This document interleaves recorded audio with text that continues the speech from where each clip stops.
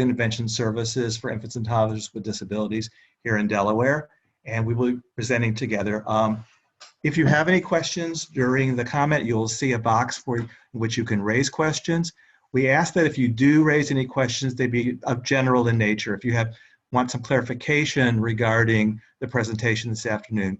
If you have specific questions about your child or your family, we ask that you contact either the Parent Information Center of Delaware or of the Birth to 3 office, and you will see that we provide information about how to contact us and contact the Birth to 3 office and Children's Development Watch in Delaware as well.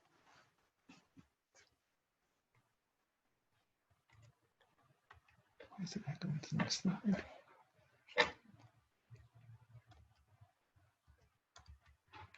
A little bit about the Parent Information Center of Delaware. We've been providing services in Delaware for more than 30 years now. We're a statewide nonprofit organization, and our goal is really to support families so they can advocate effectively for their child with disabilities in special education and in early intervention. Our real goal is to empower parents so they can be lifelong advocates for their child and become advocates for themselves. Our mission is to advance effective parent engagement in education. You can go. Keep going. They can hear you. Okay, just a moment, please.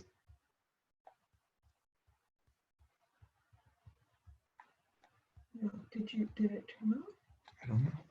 Okay. We're okay. Here it is.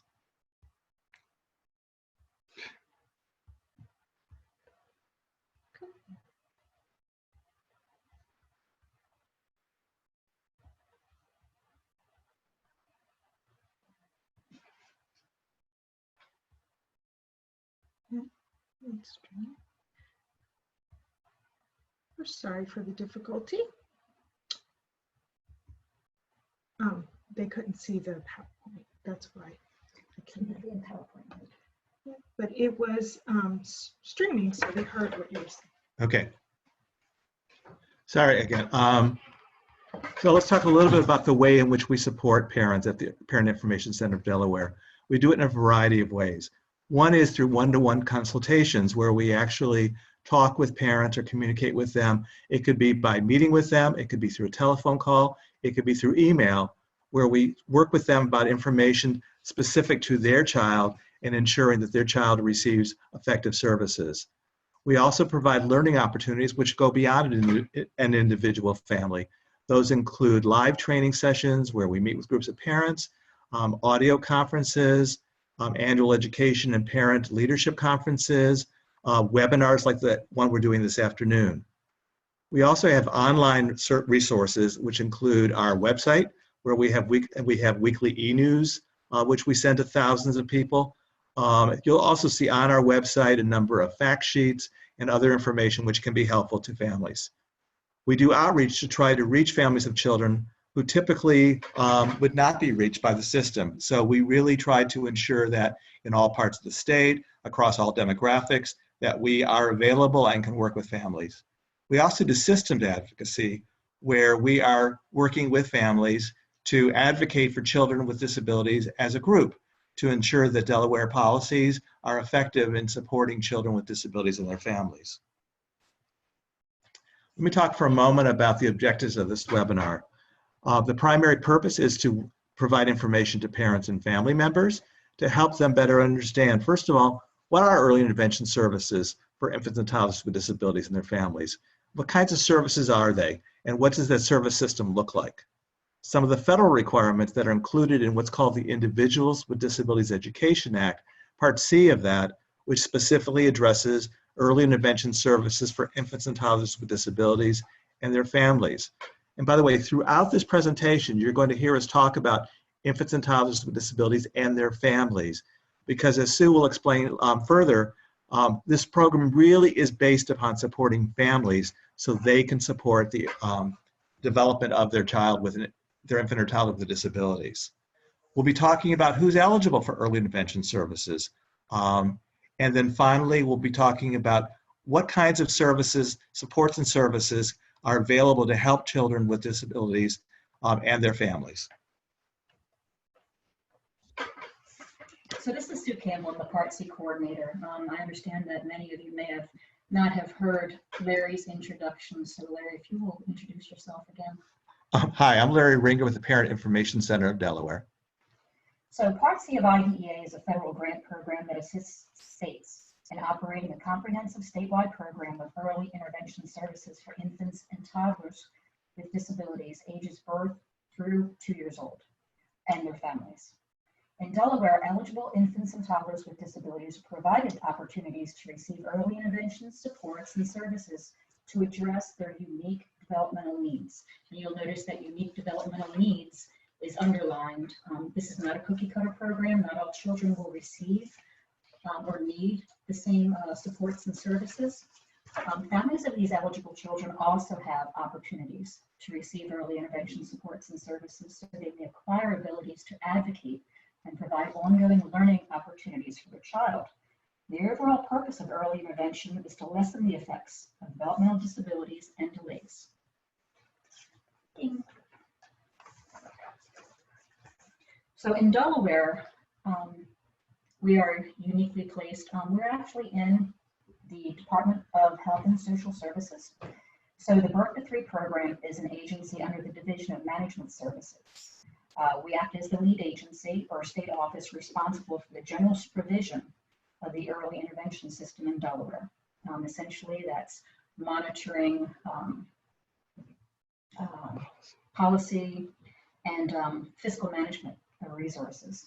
Child Development Watch, or you'll notice it's listed as CDW in other slides, is an agency within public health within DHSS. And they're actually the agency that provides the direct services and supports for families. They provide the operational early intervention supports to these families in Delaware.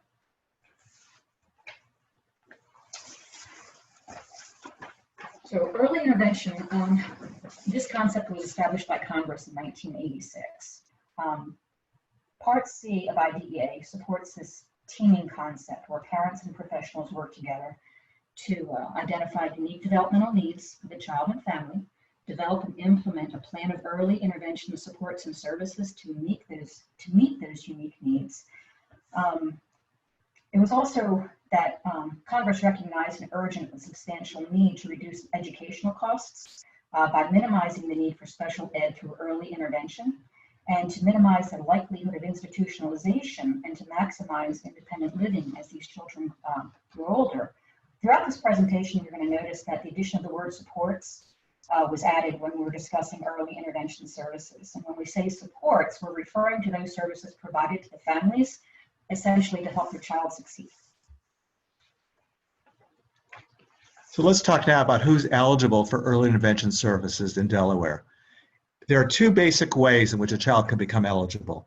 One is developmental delay, where there's actually a measured delay that the child has beyond what would be expected for the child at their age.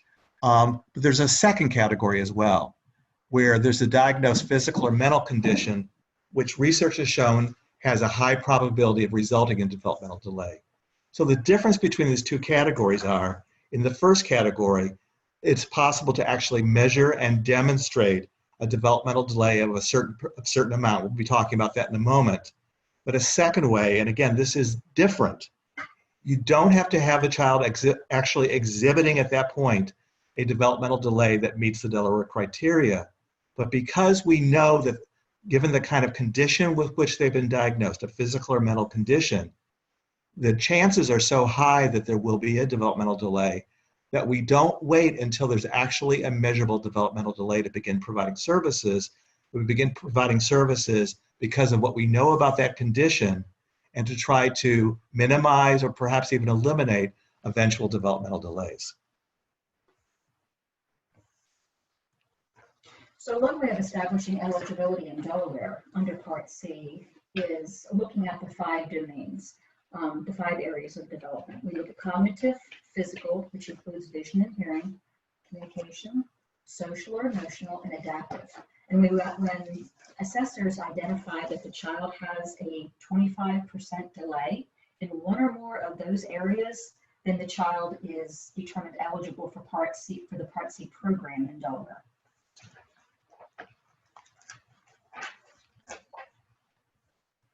In the second area, the second way that the child can become eligible for Part C services is based on a diagnosed physical or mental condition.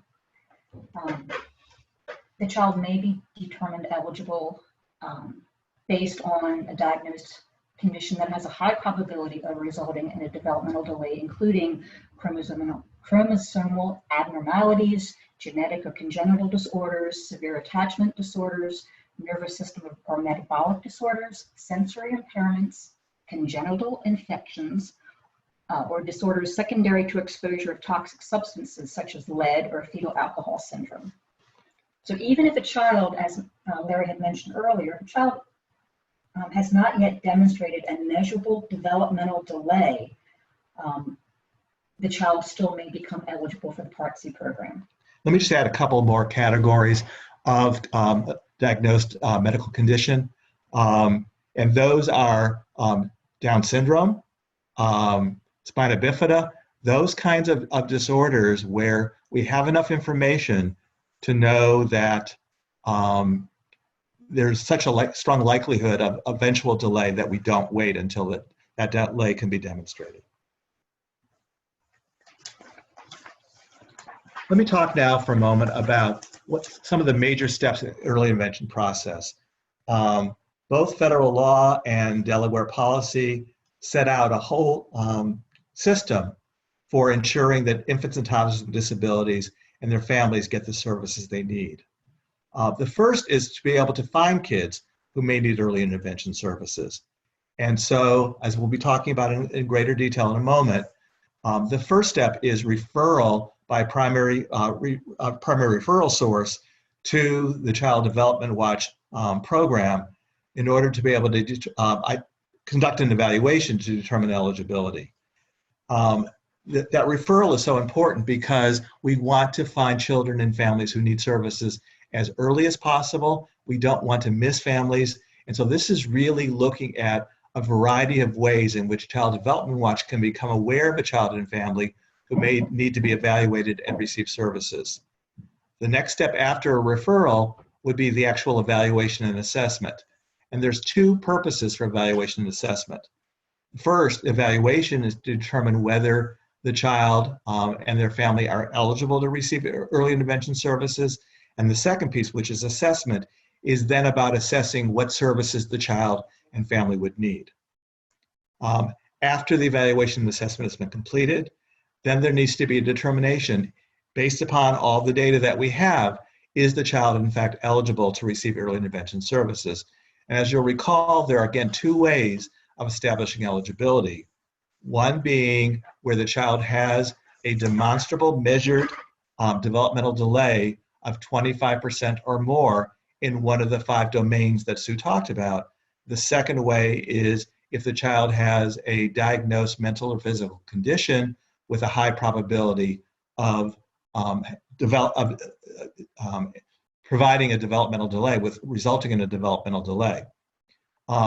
If the child is determined eligible through that process, then the next step, and a very critical step, is the development of what is called an IFSP, or Individualized Family Service Plan.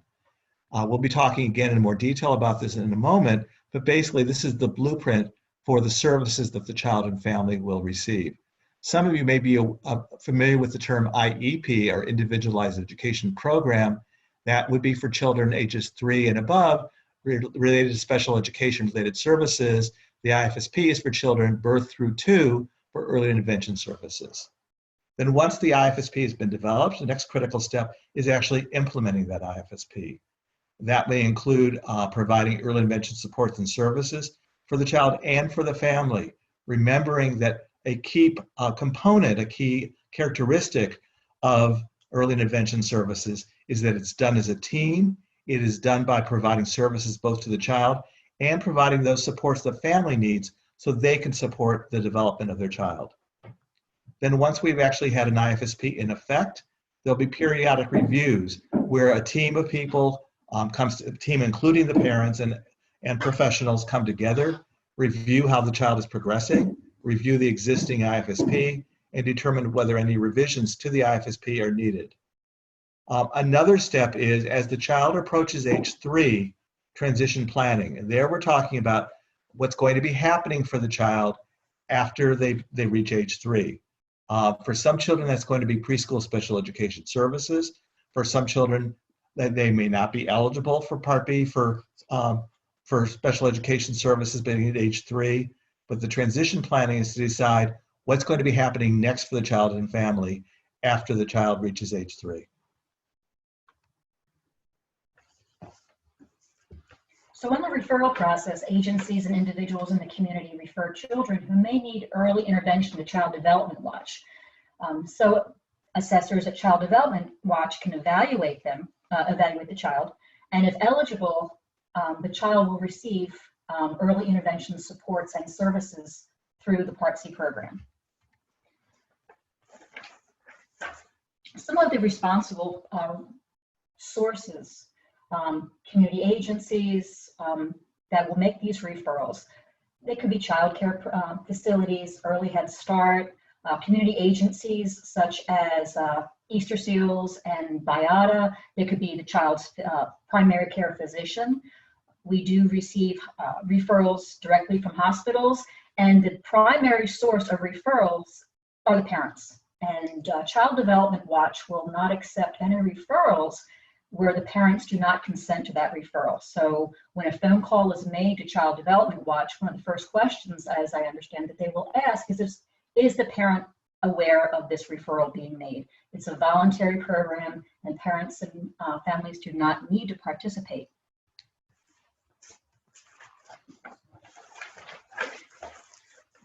So on this page, you will see the contact information for Child Development Watch. There are the phone numbers. There is a location that services Newcastle County. It's located at the Chopin Building in University Plaza in Newark. They're open from 8 to 4:30. There is the local number and the 800 number. There's also a location that services Kent and Sussex counties. They're located in Milford at the Walnut Street Building. They're also open regular state hours, 8 to 4:30, and those are the 2 numbers available as well. So one thing that Sue and I have emphasized is that it's important to find children and families who need early intervention services as soon as possible.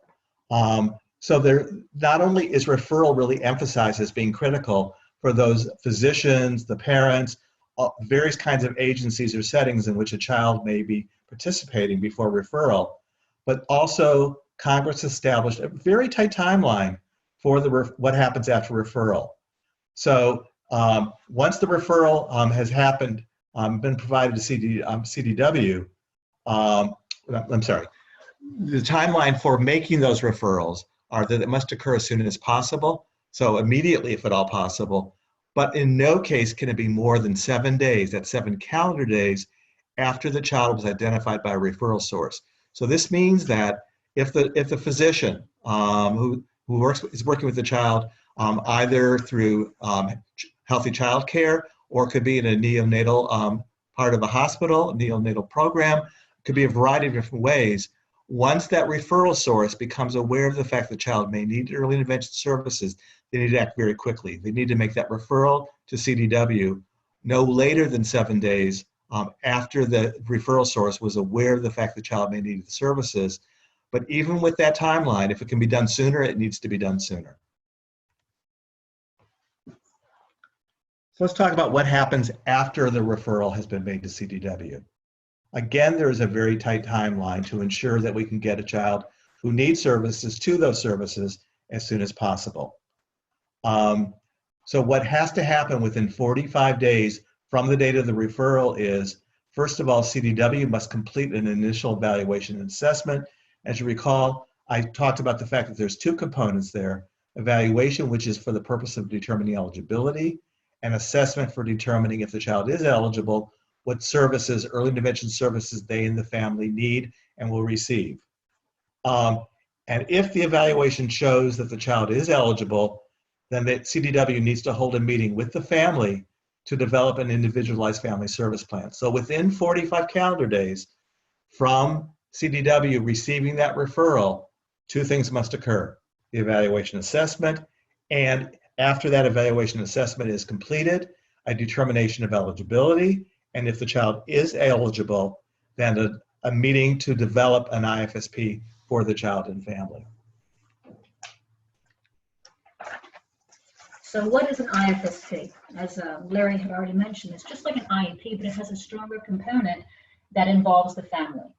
So an IFSP is a written plan for providing early intervention supports and services to an eligible infant or toddler with disabilities and the child's family to meet those unique needs. It documents and guides the early intervention process for children with disabilities and their families. It can contain information about the services necessary to facilitate child development and enhance the family's capacity to facilitate the child's development. And through this IFSP process, family members and service providers, again, they work as a team. There is this teaming approach to plan, implement, and evaluate services specifically to the family's concerns, priorities, and available resources. A service coordinator then helps the family by coordinating those services outlined in the IFSP, and the IFSP must be fully explained to the parents, and the parents' suggestions must be considered. Parents must provide written consent before services can start, and if this consent is not provided, this child will not receive services. So what must be included on a child's IFSP? We've already discussed that we need to address the child's current levels of development. We need to have an inventory of the family's resources, priorities, and concerns related to their child's development. Certainly, the parents must agree to include this information. Results or outcomes, goals, and steps that need to be achieved. Early intervention supports and services the child and family can benefit from receiving, so results can be achieved. Where the child and the family will likely receive those supports and services. This is a kind of location. Natural environments is not the same thing as a least restrictive environment, but rather a place where a typical child without a developmental delay, where they would be, such as a home, childcare, playground. We mentioned fast food establishments. The specific early childhood services that the child can be receiving in these natural environments, they would include how often, how long those services would be, the number of days or sessions that they could receive. It could be a short term, it could be long term, they could be periodic services that they could be receiving. The IFSP also includes information about who's going to pay for the services, contact information for the service coordinator overseeing the implementation of the IFSP, and the steps taken to support the child's transition out of early intervention and into other programs when the time comes. So let's talk about who needs to be included in the team that develops the IFSP. The most important members of that team are going to be the parents, both because they know their child best and because the vast majority of the time for the child is spent with his family. So the parents are really at the center of the whole early intervention system and process. So the parents need to be included in the IFSP meeting, in which the IFSP will be developed initially, will be reviewed periodically, and will be revised when necessary. Secondly is the service coordinator. And as Sue indicated, the service coordinator serves such a critical role in the early interventions service process because they really are the individual who case manages, who kind of looks at all the pieces of the services that are being provided to the family, who ensures those services are being provided consistent with the IFSP, who leads the development of the IFSP, who communicates to the family so the family fully understands both the IFSP process, but also what's in their child's IFSP. So that service coordinator is really a critical linchpin in the process. So the parents and the service coordinator are really kind of the core members of the team that will develop the IFSP, review the IFSP periodically, and when necessary, revise the IFSP. Also, there needs to be involved in the IFSP meeting a person who is directly responsible for conducting the evaluation and assessment. So in other words, somebody who was really involved in collecting all that information, in gathering the information which was necessary to determine first if the child and family are eligible for early intervention services, and secondly, what those services will look like. And so that person will serve a real critical role in identifying what are their child's current levels of development, so we know where we're starting. What did we learn specifically about what the child can and cannot do, perhaps about how the child learns in different kinds of environments. So that person really brings a lot of important information to the IFSP team in the IFSP meeting. As appropriate, so it depends upon the situation, but also an individual who will be providing early intervention supports and services to the child or family, both so that person can help provide information in the planning process, but also so that that person and other providers can really understand what does the IFSP indicate, what are the child's needs, so that the IFSP can be implemented in a way which is fully consistent with the IFSP and which meets the unique needs of that child and that family. Also, if the parents request, they can include an advocate or a person outside the family to help support them in the IFSP meeting.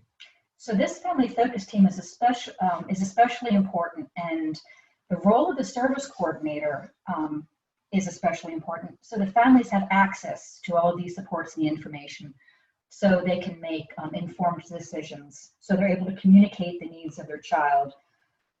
So agencies and professionals are providing coordinated services, and that these children and families receive quality services. The service coordinator also assures supports and services are individualized to the child's and the family's needs. The service coordinator assists these families in acquiring and maintaining quality of life to enhance their well-being. Families are assisted in meeting the special needs of their child, and essentially the end goal is so the child's health and development are enhanced.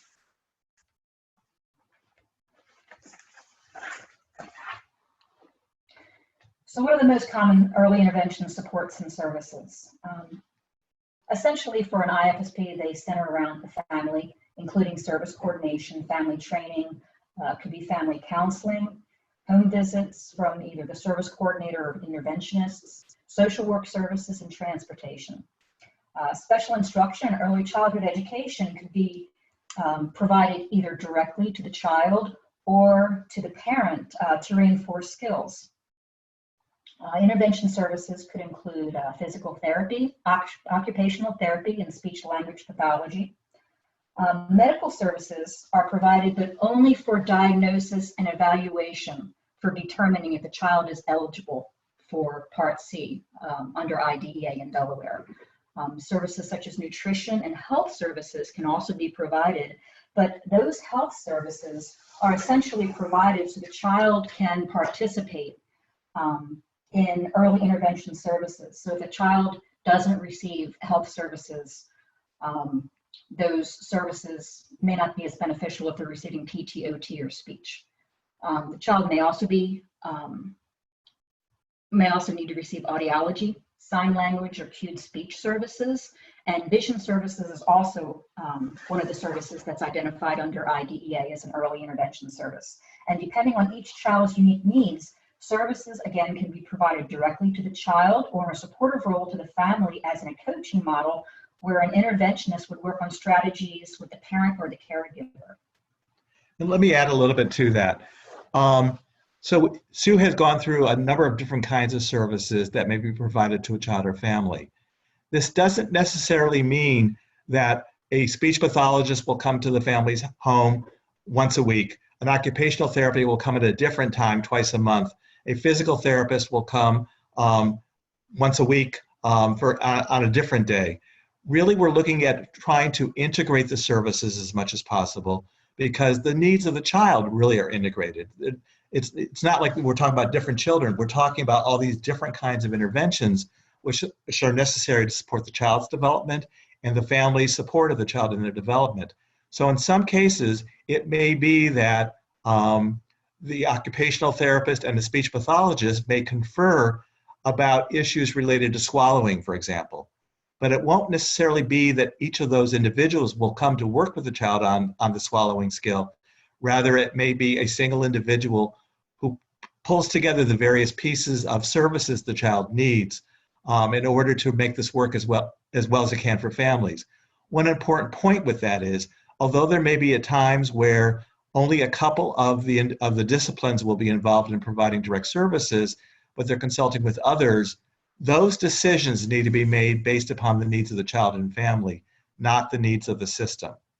So it can't be that a decision is made that the physical therapist is not going to visit the child because that's an expensive service. It would need to be based upon the needs of the child. A service like physical therapy needs to be prescribed by a physician in Delaware and frankly in most states.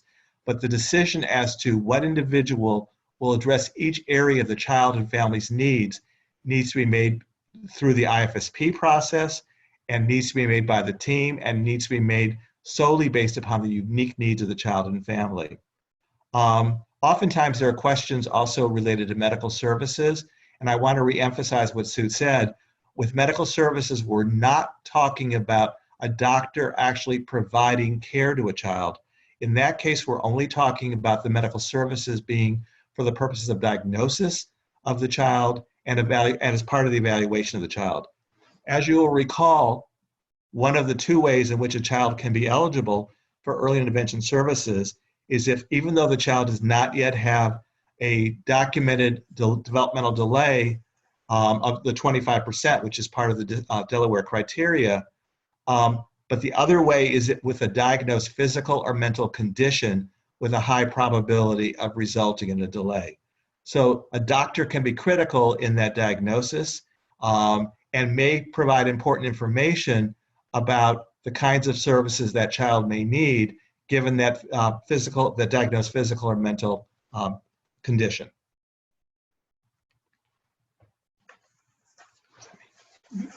Okay, next we're going to talk about transition at or age 3.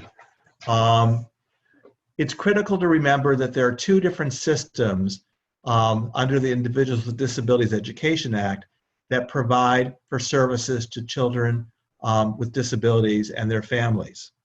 The Birth to 3 program, the early intervention program, stops at age 3. The eligibility criteria for services, early intervention services, birth to 3, are different than the eligibility criteria for special education related services beginning at age 3. So it won't necessarily be true that a child who's been receiving early intervention services would also be eligible for preschool special education services when they reach age 3. But it's critical that we don't have a situation where we reach age 3, early intervention services stop, and suddenly we have a gap in services. The way in which the law is written and the way in which Delaware policy is written is that it is important that there be careful planning for that transition for the child and family from before age 3 and after age 3. There are requirements that there actually be information shared and planning which is conducted prior to the child reaching age 3, so the services the child and family need beginning at age 3 can be available to them beginning at age 3. One of the first things that's going to happen is there's going to be a home visit, typically by the service coordinator, or it could be another service provider, in which they would talk with the family about that transition to school or community programs. Again, there are going to be some children who do not meet the eligibility criteria for special education. Those criteria are different. The criteria, we've talked about the eligibility criteria for early intervention services. When we're talking about eligibility for special education related services beginning at age 3, we're talking there about a child meeting the criteria for one of 14 disability categories under Delaware law, and because of that disability, the child needing special education related services. So again, there may be children who will not be eligible for preschool special education, but may be eligible for other community programs. And part of the transition planning process is to look at transition both to preschool special education and to community programs. There needs to be an IFSP meeting, which includes not only the parents and the early intervention system, but also invited to the meeting to address transition needs to be a representative of the school district in which the child lives. So that as part of the transition planning process, we can be looking at not only what we know about the child from what has happened in early intervention prior to age 3, but also know about the service system, about the eligibility criteria for children reaching age 3 for preschool special education. So the representative of the school district is also a critical member. That transition conference in which which transition content is added to the IFSP to look at how the child is going to be transitioning at age 3, that transition conference needs to occur at least 90 calendar days prior to the child's 3rd birthday. But also it needs to be no sooner than 9 months prior to the child's 3rd birthday, because we want to ensure that we have current information for the child and family when we have that transition conference. Another thing which needs to occur by that same timeline is CDW needs to inform both the Delaware Department of Education and the school district of the fact that the child is going to be approaching age 3. The information needs to be provided at a minimum of the child's name, contact information, and the date of birth of the child. The reason why that's so important is, although the real responsibility for providing special education services does not begin until age 3, the school district and the Department of Education have a responsibility from birth for what is called child find. So they cannot wait until the child reaches age 3 to begin looking at who needs to be evaluated to determine whether they may be eligible for preschool special education services. As part of that child find responsibility, they need to be looking for children and families. And so that's why it's so critical that they be provided with that notice. We want to talk about some additional resources that may be available to you related to early intervention. First of all is the Parent Information Center of Delaware's website, where there will be a number of resources there. There's also a way of contacting the Parent Information Center of Delaware, or you can call our office at the number that's included there, which is 302-999-7394. There is a Center for Parent Information and Resources. The CIPR is basically a support to parent information centers across the country, like PIC in Delaware, and they also have information which is specific to an intervention on their website, and a number of really helpful resources there. Then there is the Department of Health and Social Services Birth to 3 program. Sue can talk about that a little more because that's her program. So we actually welcome you to visit the Birth to 3 and the Child Development Watch websites. So both of the website addresses are located on this screen. Birth to 3, again, essentially does the policy and their federal reporting, and we have parent information on that form or on that website. Child Development Watch essentially does the operations, and they do the face-to-face work with the families. So if it is a child-specific question, I would recommend contacting Child Development Watch. If it is a more of a global policy question, you're free to contact us at the Birth to 3 office. We have our contact information is found on the website. We also added here the Early Childhood Technical Assistance Center. And to be honest, there are quite a few,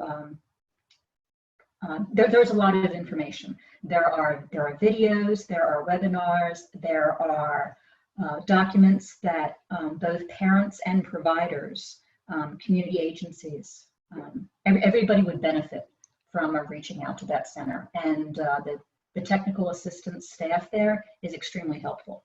And that's a national program, which is funded under the IDEA. They work with children from birth through 8. And as Sue said, there are a number of great resources that are available there for families. I'm not seeing that we've received any questions. And so at this point, we are going to end the webinar. Again, the webinar will be posted on our website, picofdelaware.org, so that you can view the webinar.